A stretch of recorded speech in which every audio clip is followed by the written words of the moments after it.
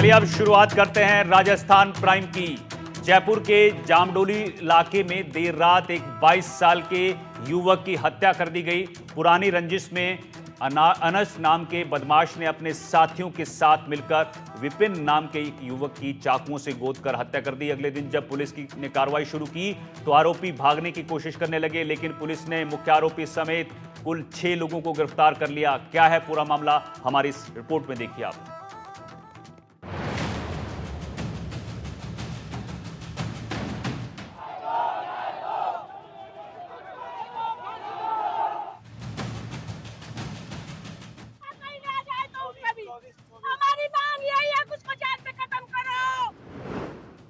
जयपुर के बस्ती इलाके में चाकूबाजी।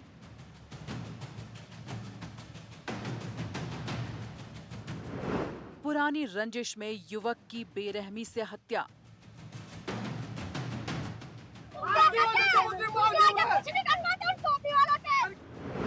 अनस नाम के बदमाश ने दिया वारदात को अंजाम।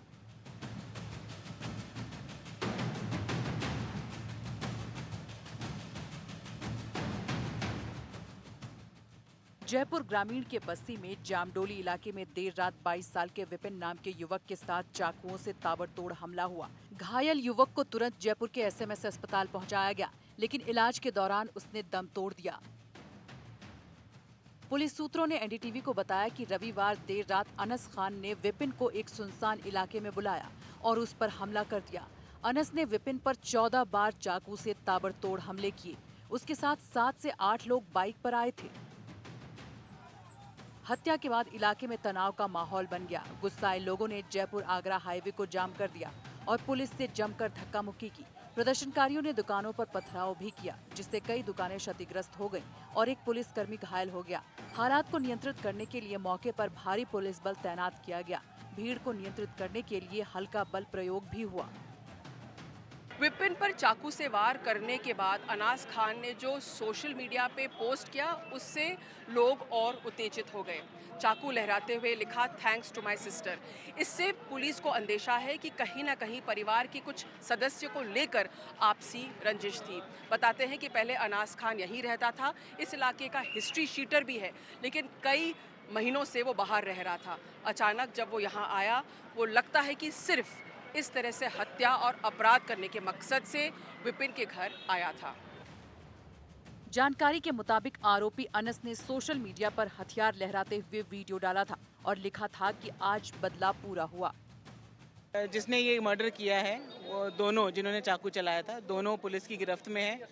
पुलिस उनको जब जामडोली लेकर आ रही थी पकड़कर, तब एक ने भागने का प्रयास किया है। पुलिस की पिस्टल को छीनकर भागने का प्रयास किया है, जिसमें उसको पुलिस ने जब पकड़ा, हाथापाई के दौरान उसके पैर में गोली लगी है। टोटल 8 आरोपी थे मैम, 2 पकड़े जा चुके हैं और सहयोगी भी हैं इनके जो पकड़े। बिल्कुल, जो 4 आरोपी हमने पहले ही पकड़ लिए थे, 2 ये जिन्होंने घटना की है वो पकड़े गए हैं और बाकियों के लिए भी तफ्तीश जारी है।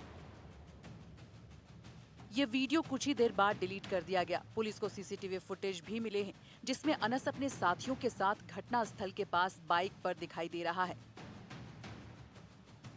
इलाके के लोगों का गुस्सा इस बात पर था कि अनस ने सोशल मीडिया पर एक पोस्ट डाली थी, जिसमें वो हवा में खंजर लहराता हुआ दिखाई दे रहा था। पुलिस ने 9 लोगों के खिलाफ हत्या का मामला दर्ज कर लिया है और 6 लोगों को गिरफ्तार कर लिया है। विरोध कर रही भीड़ ने पुलिस स्टेशन के सामने प्रदर्शन किया और मुआवजे की मांग की। उनकी मांग है कि पुलिस सभी आरोपियों को तुरंत गिरफ्तार करे और सरकार मृतक के परिवार के सदस्यों को नौकरी दे। पुलिस ने त्वरित कार्रवाई की है और फास्ट एक्शन जो है वो लिया है, क्योंकि आरोपियों की गिरफ्तारी नहीं हो रही थी। परिजनों में रोष था, क्योंकि अपनी मांगे जो इनकी मांगे हैं वो सारी अपनी जगह है, लेकिन जो मेन मांग, जो मुख्य मांग है वो यही है कि जिन्होंने उनके बेटे की हत्या की थी उसको जल्द से जल्द पकड़ा जाए, और पकड़ा भी गया ऐसी कंडीशन में कि जब उसके पैर में गोली लगी है। बदमाश था, भागने की कोशिश कर रहा था, लेकिन पुलिस से कब तक और कहां तक भागेगा। पुलिस की रिवॉल्वर छीनने की कोशिश कर रहा था, पुलिस पर फायरिंग करने की कोशिश कर रहा था, लेकिन पुलिस ने अपने बचाव में आरोपी के पैर में जो है वो गोली मारी है। वो आरोपी अनस और शादाब जिन्होंने चाकू चलाया, दोनों मुख्य आरोपी है। अनस तो मुख्य आरोपी है, उसके पैर में गोली लगी है, उसको जयपुर अस्पताल में भर्ती कराया गया है। जानकारी के मुताबिक विपिन एक दुकान में काम करता था और माना जा रहा है कि उसका और अनस का पुराना विवाद था। जो 1 महीने पहले ही सुलझा लिया गया था। बावजूद इसके उसने विपिन की हत्या कर दी।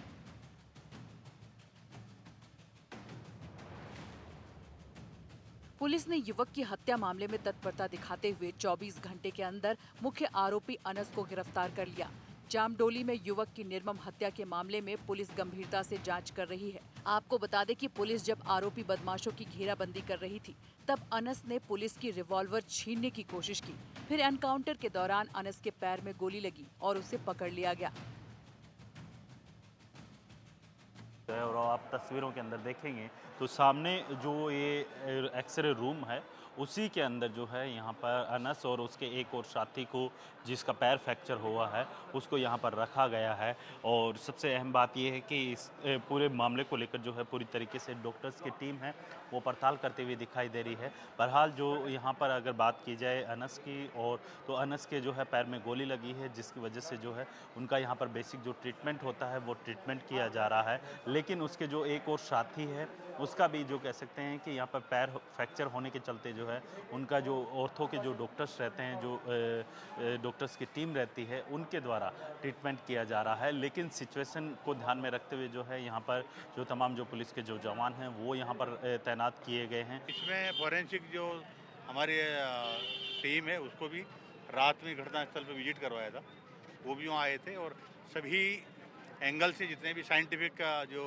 एविडेंस कलेक्ट की जा सकती है वो की जा रही है और पुलिस अपने प्रॉपर डायरेक्शन में सही अनुसंधान कर रही है। आरोपी शादाब भी भागने की कोशिश में था, लेकिन पुलिस ने उसे भी गिरफ्तार कर लिया। शादाब खान ने भागने का प्रयास किया, इस वजह से उसके दोनों पैर टूट गए। अनस के लेफ्ट पैर में गोली लगी है। दोनों घायल आरोपियों को जयपुरिया अस्पताल में भर्ती कराया गया है। उन्हें अलग अलग बेड पर रखा गया है और पुलिस की निगरानी में इलाज चल रहा है। Bureau report, NDTV Rajasthan.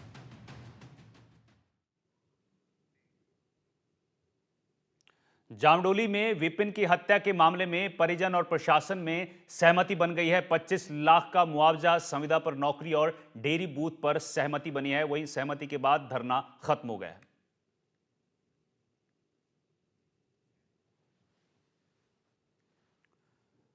तो आपको जयपुर से खबर बता रहे हैं, जहां विपिन की हत्या के मामले में जो धरना प्रदर्शन चल रहा था उसमें अब सहमति बन गई है। हमारे साथ कैलाश जी है। सर, किस बातों पर सहमति बनी? देखिए, कह रहे थे भैया ऐसे मत करो यार, मैं हाथ पकड़ लो। प्रशासन को, सरकार को, तमाम जनप्रतिनिधियों को धन्यवाद देता हूं। किसी भी प्रकार की, जिस प्रकार की जो घटना हुई उससे हमारे को भी दुख है और मन से दुख है। पूरा 36 कौम इसके लिए पीड़ित है, दुखी है। अपराधी बचेगा नहीं। माननीय मुख्यमंत्री जी का भी ये प्रयास रहा। उन्होंने हमेशा कहा अपराधी राजस्थान में आएगा नहीं, आएगा तो जाएगा नहीं। और आज हम सब जो लोग मिले हुए हैं, ये पीड़ित के पिताजी है, उनके पूरे परिवार के साथ में बैठ के जो नियमानुसार सरकार की गाइडलाइन है, उस गाइडलाइन के अनुसार उचित मुआवजा, परिवार को डेयरी बूथ के लिए, संविदा के ऊपर नौकरी की बात है। और जिस तरीके का जो अपराधी ने कृत्य किया, पुलिस प्रशासन ने उसको 24 घंटे के अंदर गिरफ्तार किया। उसके दोनों पैरों के अंदर गोली लगाई है। जिस तरीके की दहशत उसने यहाँ पे करने की कोशिश की है, आने वाले समय के अंदर इस एरिया के अंदर नहीं, पूरे राजस्थान में ऐसी घटनाओं की पुनरावृत्ति नहीं हो, उसके लिए सरकार सख्त से सख्त कदम उठा के इनको डिटेन कर दिया। और भी जो लोग हैं, 20, 25, 30 लोग हैं जिनको डिटेन किया है। यहाँ पे जो अवैध बांग्लादेशी या जो रह रहे हैं, जिन्होंने भी इस घटना को अंजाम दिया, और उसके साथ ही थे, हम एक को भी नहीं छोड़ेंगे। प्रशासन सख्त से सख्त कार्रवाई करेगा। एक नौकरी और एक इनको संविदा पे नौकरी मिलेगी, डेयरी बूथ मिलेगा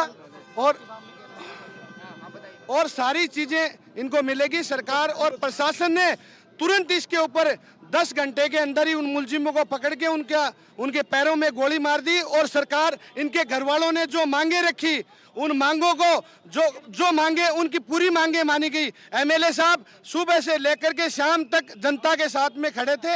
एमएलए साहब को भी धन्यवाद और प्रशासन को भी बहुत बहुत धन्यवाद। डीसीपी हमारे साथ है। मैडम, सहमति बन गई, किन किन बातों पर सहमति बनी है? देखिए, एक संविदा पे नौकरी परिवार के एक सदस्य को, उचित मुआवजा नियमानुसार, और एक डेयरी बूथ परिवार के एक सदस्य को, और घर पे सुरक्षा, और त्वरित और निष्पक्ष अनुसंधान करना समाप्त मैडम जी। मैडम, पुलिस के ऊपर बड़ी जिम्मेदारी थी, पहले अपराधी को पकड़ना, लॉ एंड ऑर्डर को मेंटेन करना, सहमति बनाना। किस तरह से 24 घंटे आपकी टीम अलर्ट रही? देखिए, पूरी पुलिस टीम कल रात से ही अलर्ट है जब से सूचना मिली, और लगातार कार्रवाई करते हुए सभी मुख्य आरोपियों को गिरफ्तार किया जा चुका है और आगे नियमानुसार अनुसंधान जारी है। पोस्टमार्टम मैडम, अब पोस्टमार्टम होगा? अब यही कोशिश है कि परिजनों से पंचनामा भरवा के आगे ही कार्रवाई करें। टोटल 6 आरोपी अन्य की तलाश जारी? जी ठीक है। तो ये तेजस्वी मैडम है, डीसीपी, जो कह रहे हैं कि टोटल 6 आरोपी पकड़े हैं, अन्य की तलाश जारी है, परिवार से सहमति बन गई है, धरना समाप्त हो गया है, अब पोस्टमार्टम की प्रक्रिया वो शुरू हो जाएगी। सहयोगी जसराज के साथ दीपक चावला, एनडीटीवी, जयपुर। हनुमानगढ़ से खबर है, जहां परिवहन विभाग हनुमानगढ़ पर अवैध वसूली का आरोप लगाते हुए ट्रक चालकों ने जमकर हंगामा कर दिया। हंगामा करने का वीडियो सोशल मीडिया पर वायरल हो रहा है। ये वीडियो भारतमाला रोड पर नगराना टोल का है। वीडियो में ट्रक चालक परिवहन निरीक्षक पर अवैध वसूली के आरोप लगा रहे हैं और इस दौरान ट्रक चालक परिवहन दस्ते के एक कर्मी सैम सिंह से हाथापाई करते हुए भी नजर आ रहे हैं। इस पूरे मामले पर जिला परिवहन अधिकारी नरेश पुनिया का कहना है कि हमारी टीम रात्रि को ओवरलोड वाहनों पर कार्रवाई कर रही थी और इसी दौरान सुनियोजित तरीके से टीम पर हमला हुआ है। तो ट्रक चालकों ने जोरदार हंगामा किया है। हनुमानगढ़ से आपको खबर बता रहे हैं, जहां परिवहन विभाग पर अवैध वसूली के आरोप लगे हैं। सोशल मीडिया पर वीडियो वायरल है। ट्रक चालकों ने जोरदार हंगामा किया है। निरीक्षक पर अवैध वसूली के आरोप लगाए गए हैं।